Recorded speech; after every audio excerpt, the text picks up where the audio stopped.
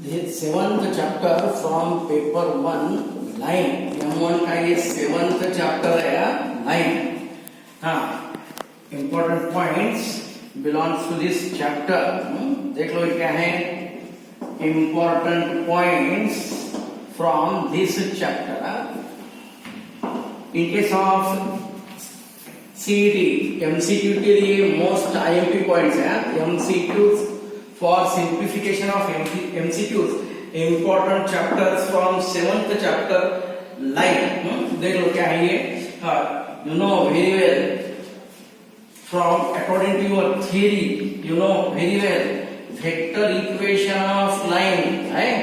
Vector equation of line through a vector. देखो first point, vector equation of line through a यानी point A with position vector A and parallel to vector B. Right? Vector equation of line through A यानी passing through A and parallel to vector B. इसके लिए is क्या ये R equal to A plus lambda into B. देख लो ये theory में भी ये थ्योरम नॉट इम्पोर्टेंट था. थ्योरम ये ओनली यू नो फार्मूला है. ये vector equation of line passing through A यानी point A with position vector A and parallel to vector B is R equal to A plus lambda into B. अब ये lambda यानी क्या है हमारे पास, where lambda be any scalar. याद रखो ये वेयर लैम्डा ये है एनी स्केलर. याद देन ये first point from this chapter. Then second point देख लो, ये वेक्टर इक्वेशन है. For second point the Cartesian equation, बराबर है Cartesian equation of the line है. Cartesian equation of the line through A यानी ये A point है. A point with x1 y1 z1. यहाँ पर क्या था, point A with position vector A. यहाँ पर क्या है, point A with coordinates x1 y1 z1 and parallel to vector and देख लो क्या है parallel to line and parallel to line having direction ratios. क्या ये Cartesian equation of line through A यानी passing through A x1 y1 z1 and parallel to line having direction ratios A, B and C is क्या ये x minus x1 by A equal to y minus y1 by B equal to z minus z1 by C. याद रखो ये क्या है, ये दोनों same है. This one is vector equation और ये है हमारे लिए कार्टेशियन इक्वेशन. याद रखो. देन थर्ड पॉइंट है. थर्ड पॉइंट तुम्हारे लिए देखो क्या है, vector equation. Vector equation of line through A. Vector equation of line through A यानी व्हाट, ये क्या है देखो A यानी point A with position vector A and parallel to vector B, right? Parallel to vector B in non-parametric form. You know very well. ये non-parametric form क्या होता है, ये है lambda is यहाँ पर स्केलर. ये स्केलर यानी what, you can take it as parameter. Same one ये लाइन का इक्वेशन है in vector form passing through A and parallel to B. R equal to A plus lambda into B. This is known as vector equation of line passing through A and parallel to B. lambda is scalar. It is also known as parametric form. This is also known as, ये हम इसको ये नहीं parametric form ऐसा भी note कर सकते हैं, ये parametric form. Then second one passing through A यानी x1 और z1 and parallel to line having direction ratio abc. ये है Cartesian form. It is known as also scalar form. हां देन ये क्या है vector equation of line. Vector equation of line through A and parallel to, ये एक minute note किया रखो. It is also known as symmetric form. ये है इसको हम सिमेट्रिक, इसको क्या बोलते हैं पैरामेट्रिक फॉर्म. ये also known as symmetric form. अब ये है vector equation of line passing through A and parallel to B in non parametric form. In non parametric form. अब नॉन पैरामेट्रिक फॉर्म यानी without lambda. Non parametric form यानी without lambda. क्या है ये देख लो. विदाउट लैम्बडा यानी what r minus a cross b equal to 0. ये है vector equation of line through a and parallel to vector b in non parametric form. r minus a ये वेक्टर फॉर्म क्रॉस b यानी you can take ऐसा r cross b minus क्या होता है ये a cross b है. ये क्या है r cross b equal to क्या है ये a cross b. This is known as vector equation of line through a and parallel to b in non parametric form. देख लो ये है पहले 3 पॉइंट्स. देन नेक्स्ट पॉइंट देखो पॉइंट नंबर 4. पहले 3 point, all of 3 points are most important for your part, यानी equation of line, maybe of vector equation in parametric form, then Cartesian equation, it is known as symmetric form. Third one is non-parametric form. अब ये fourth one क्या है fourth one vector equation. Sorry ये fourth one के लिए the equation of line through A यानी what x1 y1 z1 है. Vector equation of line passing through a point a and direction cosines and having direction cosines LMN,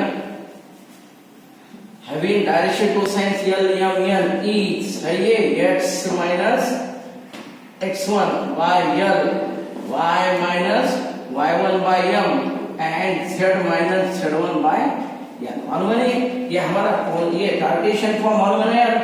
x minus x1 by a, y minus y1 by b and z minus z1 by c. ये है हमारे पास Cartesian form. ये है LMN यानी Cartesian form. अब ये x minus x1 by a, y minus y1 by b, z minus z1 by c, it is known as Cartesian form. Sorry ये है कार्टेशियन फॉर्म. यहाँ पर a b c यानी मालूम है direction ratios of parallel line.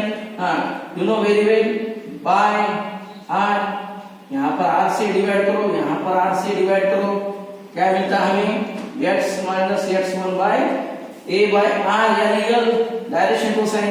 Then y minus y1 by b by r यानी also m और z minus z1 by c by r यानी m. ये है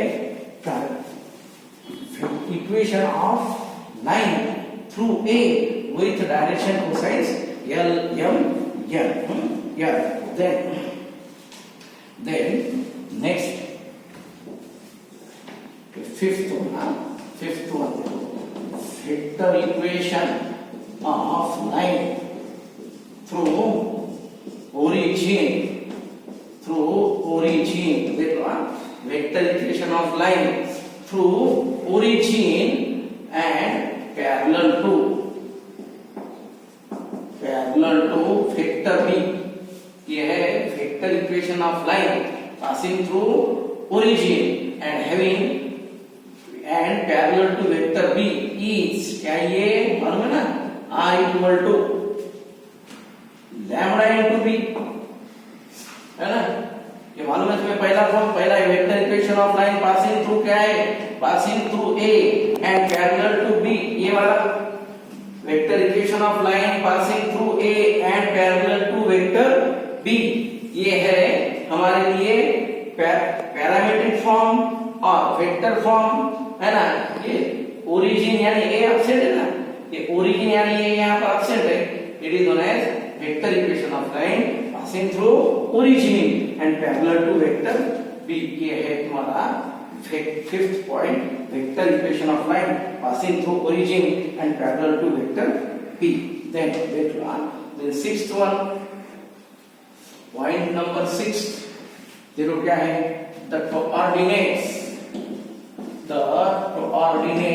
of any point, coordinates of any point on the line x minus x1 by a, y minus y1 by b and z minus z1 by c, ये है x minus x1 by a, y minus y1 by b and z minus z1 by c, ये है तुम्हारे लिए coordinates. देखो the coordinates of any point on the line, ये line पे any point, coordinates of any point, suppose ये lambda है, यानी क्या होता है ये x minus x1, ये कहां पर आता है, इधर आता है ना, x minus x1 equal to a lambda है, तो फिर ऐसा ले थोड़ी देर के लिए a equal to lambda, y minus y1 by b equal to lambda and z minus z1 by c equal to lambda। क्या मिलता है ये x equal to क्या है, x1 plus a lambda, y equal to y1 plus b lambda और z equal to z1 plus c lambda। ये है coordinates of any point on the line x minus x1 by a, y minus y1 by b and z minus z1 by c, ये है coordinates of any point on the line, ये याद रखो। हाँ, then ये 6 होने के बाद पॉइंट नंबर 7 देखो, 6 के बाद पॉइंट नंबर 7,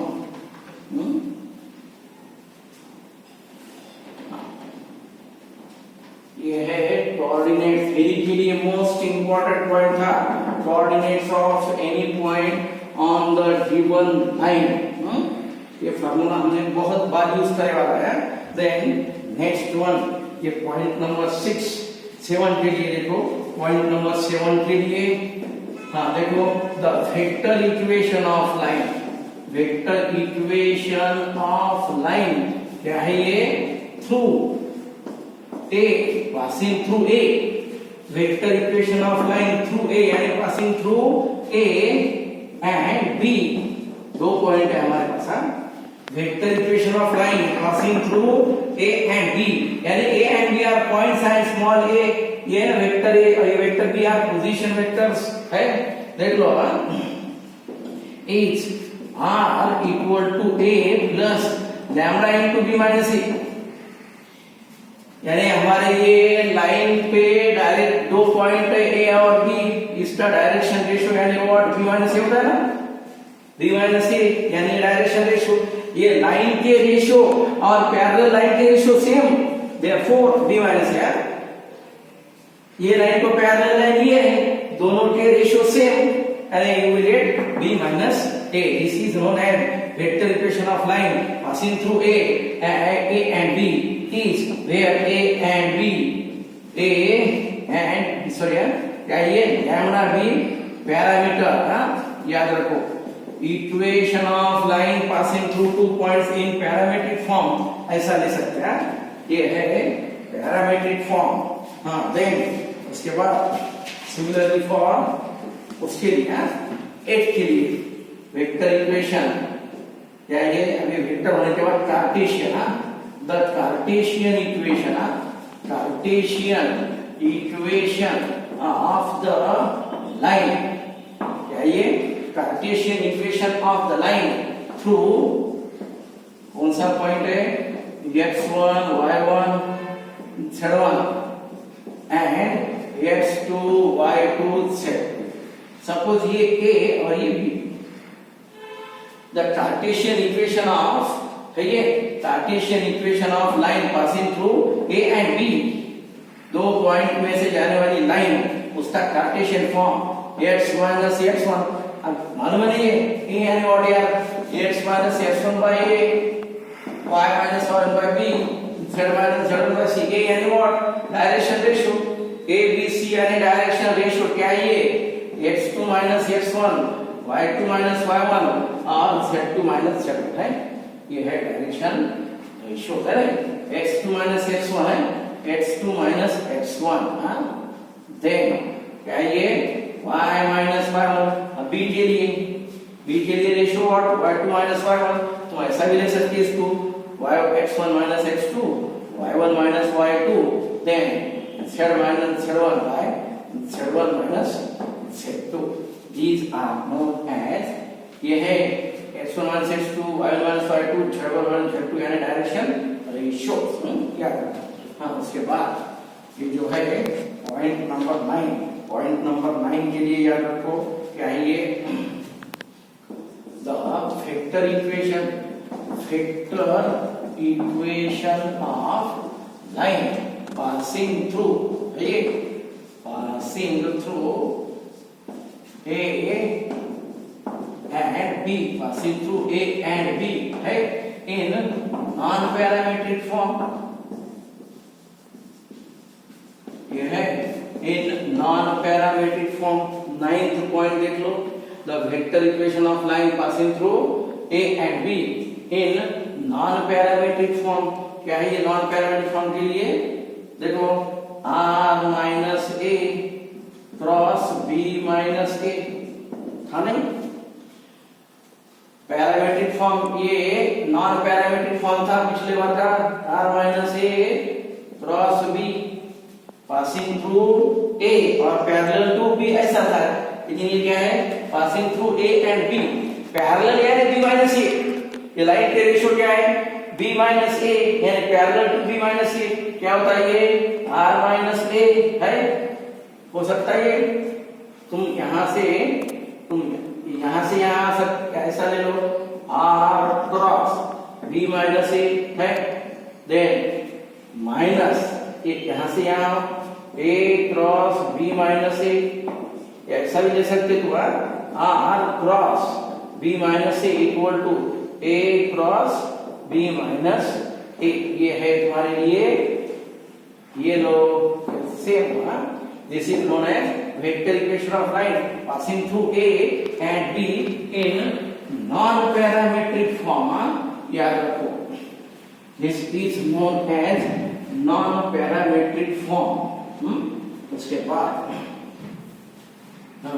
बाद हमारे पास है 10th पॉइंट। 10th पॉइंट देख लो, the acute angle